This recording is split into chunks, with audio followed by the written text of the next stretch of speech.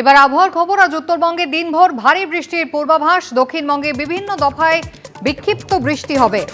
বিকেলের দিকে দক্ষিণবঙ্গে কালবৈশাখীর পরিস্থিতি তৈরি হওয়ার সম্ভাবনা রয়েছে। মধ্যপ্রদেশ থেকে পশ্চিমবঙ্গ হয়ে উত্তর পূর্বে বিস্তৃত নিম্নচাপ অক্ষরেখা।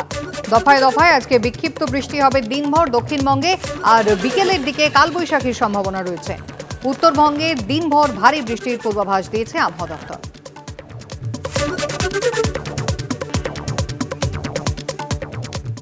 নজিরবিহীনভাবে এবার বিধানসভা নির্বাচনের দিনক্ষণ ঘোষণার 15 দিন আগেই রাজ্যে এসে পৌঁছয় কেন্দ্রীয় বাহিনী।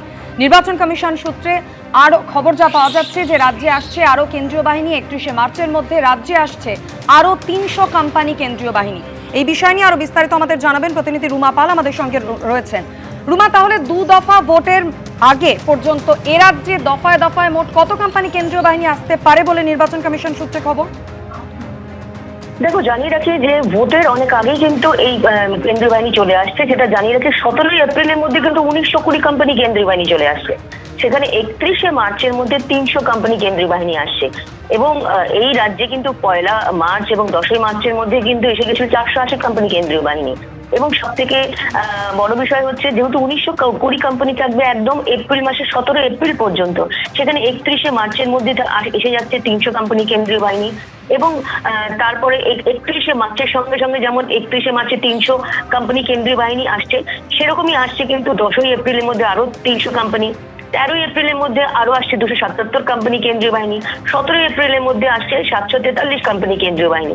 অর্থাৎ 1920 কোম্পানি কিন্তু একদম 17 এপ্রিলের মধ্যে। এবং কমিশন কি জানিয়েছে, এই রাজ্যে কিন্তু 2400 কোম্পানি কেন্দ্রীয় বাহিনী, অর্থাৎ প্রায় 2500-এর মতো কেন্দ্রীয় বাহিনী থাকছে। সেটা কিন্তু প্রথম দফাতেও থাকবে এবং দ্বিতীয় দফাতেই থাকবে। যখন এই রাজ্যে ভোট আছে তখন কিন্তু অন্য রাজ্যে যে বিধানসভা ভোট হচ্ছে সেটা শেষ হয়ে যাচ্ছে। এবং বিধানসভা ভোটে যেখানে অসম থেকেও আসছে, অন্য জায়গায় মণিপুরে নেই কিন্তু মণিপুর থেকেও আসছে, অন্য জায়গা থেকেও সমস্ত বাহিনী নিয়ে আসছে। অর্থাৎ একদম যে ইলেকশন শুরু হচ্ছে তার অনেক আগে, প্রায় 1 সপ্তাহ আগে পর্যন্ত পুরো 1920 কোম্পানি, এবং তারপরে প্রতি দফায় কিন্তু থাকছে 2500 করে কোম্পানি কেন্দ্রীয় বাহিনী। অর্থাৎ আটো করে একদম নিশ্ছিদ্র নিরাপত্তা দিয়ে কিন্তু নির্বাচন কমিশন এই ভোট করাতে চাইছে। আরো একটা বিষয় বলে দিই যে এই কেন্দ্রীয় বাহিনী নিয়ে একাধিক অভিযোগ থাকে এবং বিভিন্ন ঘটনা ঘটার যে রিসেন্ট যেটা সম্প্রতি যে ঘটনা ঘটেছে, সেক্ষেত্রে বিরোধীরা বক্তব্য ছিল যে এই কেন্দ্রীয় বাহিনীকে ব্যবহার করা হচ্ছে না। কেন্দ্রীয় বাহিনীকে যাতে সঠিকভাবে ব্যবহার করা হয়, সঠিকভাবে রুট মার্চ এখন এই মুহূর্তে চলছে, কনফিডেন্স বিল্ড আপ চলছে, এবং কেন্দ্রীয় বাহিনী যাতে সঠিকভাবে কাজ করে সেটা দিয়ে বারবার কিন্তু সেই নির্দেশই যাচ্ছে। এবং এর সাথে এটাও ঠিক যে কেন্দ্রীয় বাহিনী যাতে কোনো আতিথ্যতা না গ্রহণ করে। এর আগে আমরা দেখেছি অনেক ভোটের সময় দেখা গেছে কেন্দ্রীয় বাহিনী নিয়ে অনেক অভিযোগ আসছে।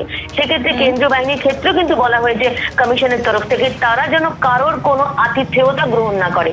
তাহলে যদি এরকম মনে হয় যে কমিশনের যে কেন্দ্রীয় বাহিনী কোনো অফিসার যে এই ধরনের ঘটনা ঘটিয়েছেন বা তারা কিন্তু কাজে ফাঁকি দিয়েছেন বা আতিথেয়তা গ্রহণ করেছেন, তাদের ক্ষেত্রেও কিন্তু কড়া পদক্ষেপ নিতে চলেছে বা নিয়েছে কমিশন। ধন্যবাদ রুমা। রেকর্ড পরিমাণ কেন্দ্রীয় বাহিনী যেমন পাঠানো হচ্ছে, তার উপরে নজরদারির জন্যও কিন্তু একাধিক নির্দেশিকা দিয়েছে জাতীয় নির্বাচন কমিশনার মমতা বন্দ্যোপাধ্যায়। এবার অভিযোগ করছেন যে প্রধানমন্ত্রীর অফিস থেকে শুরু করে কেন্দ্রীয় স্বরাষ্ট্রমন্ত্রীর অফিস থেকে ফোন করে হুমকি দেওয়া হচ্ছে। শুধু তাই নয়, 20 লক্ষ জওয়ান পাঠানো হচ্ছে যাতে তারা নাকি বুথের ভেতরে ঢুকে ছাপ্পা দিতে পারে। ভারত সরকার অমিত শাহর অফিস, নরেন্দ্র মোদীর অফিস ফোন করে যাকে পাচ্ছে থ্রেট করছে,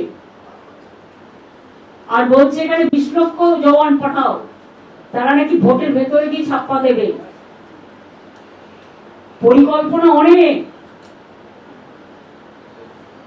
ইভিএম মেশিন থেকে শুরু করে মানুষকে ভোট দিতে না দেওয়ার অধিকার, বাইরে থেকে গুন্ডা পাঠিয়ে এখন থেকে সমস্ত বাংলা দখল করেছে। সেটা যাতে বাংলার পুলিশ ধরতে না পারে সেই জন্যই কতগুলো পেটুয়া লোককে আগমন করেছে। কুচো থেকে পুনা, উড়ুই থেকে পুই, সব বসে থাকবে, তারা তো বাংলার সব খেয়ে নেবে। মমতা বন্দ্যোপাধ্যায় এবং তৃণমূল কংগ্রেস পশ্চিমবঙ্গের মানুষের কাছে গৃহীত, পরীক্ষিত এবং পরিত্যক্ত। বাঙালি আর মমতা বন্দ্যোপাধ্যায়কে বিশ্বাস করেন না, এবং এইসব কথাবার্তা বলে যেসব বাজার গরমের চেষ্টা উনি করছেন, এগুলোর হবে না। গরম পড়েছে, তার সঙ্গে নিশ্চিত হারের আতঙ্ক ওনাকে তাড়া করছে। 26-এর নির্বাচন তৃণমূলের বিসর্জন। এবিপি আনন্দ, এগিয়ে থাকে, এগিয়ে রাখে।